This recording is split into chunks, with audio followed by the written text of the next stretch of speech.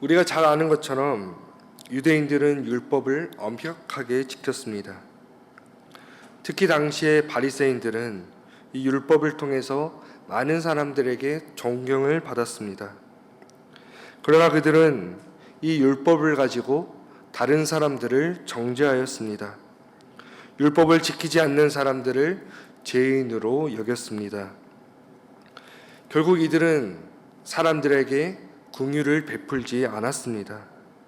그보다도 형식적으로 율법을 지키며 사람들을 율법에 올가매이게 만들었습니다. 그러나 예수님께서는 이 땅에 오셔서 사람들에게 긍휼을 베푸셨습니다. 오히려 사람들이 죄인으로 여겼던 사람들과 함께 하셨습니다. 이들과 함께 같은 식탁의 자리에 앉으셨습니다. 율법을 지키는 것을 중요하게 생각했던 바리새인들에게 이런 예수님의 모습은 못마땅하였습니다. 오늘 본문은 먼저 금식 논쟁을 다루고 있습니다. 예수님께서 마테의 집에 계실 때에 세례 요한의 제자들이 예수님을 찾아왔습니다. 그러면서 예수님께 우리와 바리새인들은 다 금식하는데 당신의 제자들은 금식하지 않냐며 질문하였습니다. 원래 세례 요한의 세력과 바리새인들은 서로 적대적이었습니다. 그러나 종교적인 관행에서는 일치를 이루고 있습니다. 요한의 제자들은 일상에서 항상 이 금욕적인 삶을 지향하였습니다. 아마도 이들의 눈에 이러한 관행을 따르지 않고 세리와 죄인들과 함께 어울리며 잔치를 벌이는 예수님과 그의 제자들의 모습이 이상하게 보였을 것입니다. 이스라엘에서는 자주 금식을 하였습니다. 나의 죄나 다른 사람들의 죄를 용서받기 위해 금식하였습니다. 또한 나라의 위기 앞에서 온 백성이 금식하고 애통하였습니다. 예수님 역시도 그 공적인 활동을 하시기 전에 40일 동안 금식하셨습니다. 그러나 때로 사람들은 이 금식을 잘못 이해하기도 하였습니다. 마태복음 6장에서 예수님께서는 외식하는 자들은 이 금식하는 것을 사람들에게 보기 위해 얼굴을 흉하게 한다고 말씀하시기도 하셨습니다. 대개 사람들은 내가 금식하면서 기도하면 하나님께서 무조건 응답해 줄 것이라 이렇게 생각하였습니다. 그러나 예언자들은 오히려 그보다도 하나님의 계명에 순종하라 말하였습니다. 이러한 금식이 예수님 시대에는 경건한 사람들의 그 하나의 관습이 되어버렸습니다. 금식이 종교적인 사람의 그 형식적인 관습이 된 것입니다. 때로는 금식 외에도 온갖 종류의 행위와 의식을 지키지만 그것의 본래의 의미는 모른 채 왜 하는지는 알지 못하였습니다. 이렇게 형식적인 것이 될 때에 우리는 그것의 본래의 목적과 의미를 보지 못하고 단순히 사람들에게 나의 행동을 보이고 또한 이것을 지키지 않는 사람들을 향해서 우리는 손가락질하며 정죄할 것입니다. 요한의 제자들의 질문에 예수님은 혼인집 손님들이 신랑과 함께 있을 동안에 슬퍼할 수 있느냐? 그러나 신랑을 빼앗길 날이 올 터이니 그때에는 금식할 것이라고 이렇게 비유를 들어 말씀하셨습니다. 예수님의 말씀에서 신랑은 예수님이고 혼인집 손님들은 제자들을 의미하고 있습니다. 예수님께서 지금은 혼인집에서 함께 기쁨을 나누는 잔치의 시간이라 말씀하십니다. 그러나 신랑과 이별하는 날이 오는데 그때에는 금식하게 될 것이라는 것입니다. 앞으로 이것은 예수님의 그 십자가 사건을 예고하는 것이기도 합니다. 그러시면서 예수님께서는 생배 조각을 낡은 옷에 붙이는 자가 없고 새 포도주를 낡은 가죽 부대에 넣어서는 안 된다고 말씀하십니다. 생배 조각을 낡은 옷에 붙이고 새 포도주를 낡은 가죽 부대에 넣게 되면 이 둘 다 못 쓰게 돼버립니다.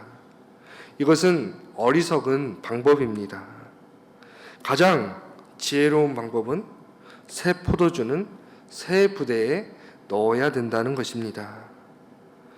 이것은 무엇입니까? 예수님 시대의 서기관과 바리새인들, 그리고 오늘 본문에 등장하는 요한의 제자들은 예수님께서 죄 사함을 선포하고 죄인들과 교제하고 남들이 금식할 때에 잔치자리에 있는 것처럼 기뻐한다는 이유로 예수님과 제자들을 비난하였습니다. 그러나 예수님께서는 그 기존의 전통을 따르지 않고 사람들에게 새로운 것을 제시하셨습니다. 사람들에게 새로운 눈을 뜨게 하셨습니다.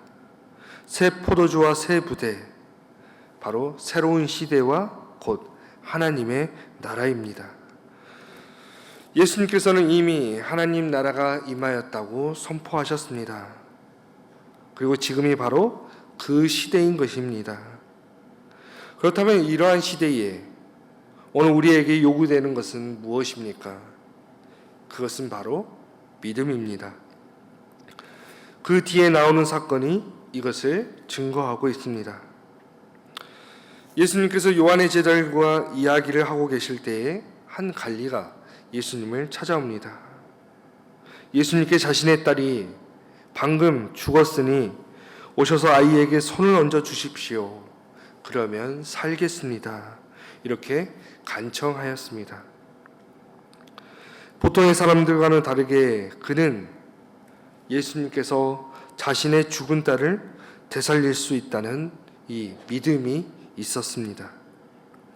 예수님께서는 제자들과 함께 곧장 갈릴리의 집으로 향하였습니다. 그런데 이때 한 사건이 더 발생합니다. 12해 동안이나 혈루증을 앓는 여인이 예수님의 그 겉옷자락을 만졌습니다. 그녀가 그 옷을 만지는 이유는 예수님의 겉옷만 만져도 내가 구원을 받겠다라는 그러한 마음이 있었기 때문입니다. 누군가의 겉옷을 만진다는 것은 이 간청의 하나의 그 몸짓입니다. 그만큼 그 여인은 너무나도 간절하였고 또한 자신의 병이 나을 수 있을 것이라는 이러한 믿음이 있었던 것입니다. 예수님께서는 혈루증을 앓는 여인에게 내 믿음이 너를 구원하였다고 말씀하십니다. 9장에서 중풍병자와 회당장의 딸 그리고 12의 혈루증을 앓았던 여인이 고침을 받을 수 있었던 것은 바로 순전히 믿음 때문이었습니다. 그 뒤에 등장하는 두 맹인 역시도 마찬가지입니다. 본문에 등장하는 죽은 소녀와 혈루증을 앓는 여인은 부정한 사람입니다. 그러나 주님은 부정한 사람들을 외면하지 않고 그들에게 향하셨습니다. 그들을 받아주셨습니다. 다른 사람들이 외면하였던 죄인과 함께 식사를 하시고 그 부정한 사람들의 손을 붙잡아 주셨습니다. 이것이 바로 주님이 우리에게 열어주신 새 시대의 모습인 것입니다.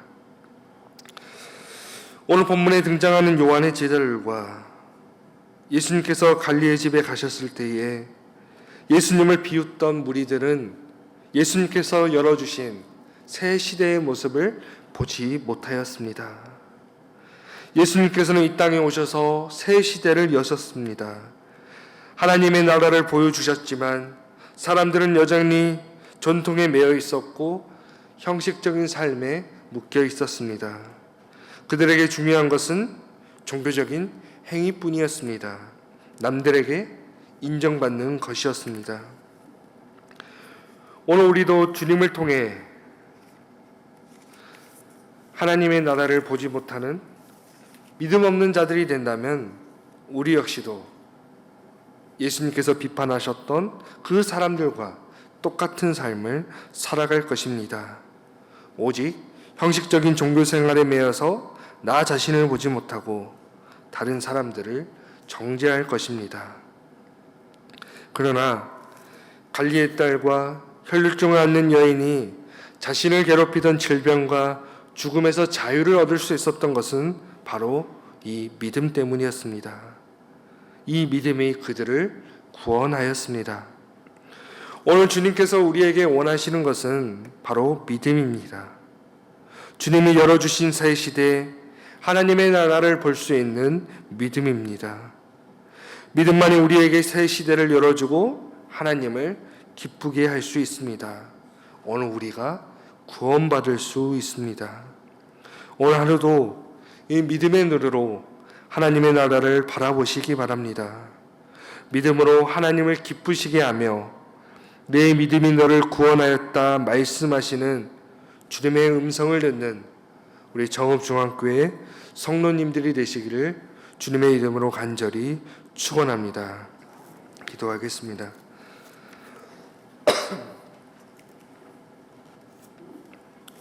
하나님, 오늘도 믿음의 눈으로 주님께서 우리에게 보여주신 주님의 나라를 보게 하여 주옵소서. 형식적인 삶에서 벗어나 진정으로 주님을 기쁘시게 하는 삶을 살아가게 하여 주옵소서. 이 시간 이 나라와 이 민족을 위해 기도합니다. 주님, 이 땅에 가득한 죄악을 용서하여 주옵소서. 오직 이 나라가 주님의 말씀 위에 바로 서게 하여 주시고 주님만을 경외하는 나라, 이 땅의 위정자들이 오직 하나님만을 두려워하는 나라가 되게 하여 주옵소서. 오늘 하루도 우리 교우들 사람을 보며 살지 않게 하여 주시고 오직 믿음으로 살아가게 하여 주옵소서. 또한 우리 주님이 세우신 담임 목사님 언제나 건강과 과정을 지켜주시고 주님이 맡기신 그 목회를 하는 가운데 어떠한 어려움이 없도록 주님 도와주옵소서. 늘 언제나 주님께서 항상 함께하여 주시고 주님의 그 능력의 팔로 그 권능의 손으로 인도하여 주옵소서. 주 예수 그리스도의 은혜와 하나님의 사랑과 성령님의 사귐이 오직 믿음의 눈으로 새 시대를 보고 주님을 기쁘시게 하는 성도들에게 지금부터 영원토록 함께 하시기를 간절히 축원하옵나이다. 아멘.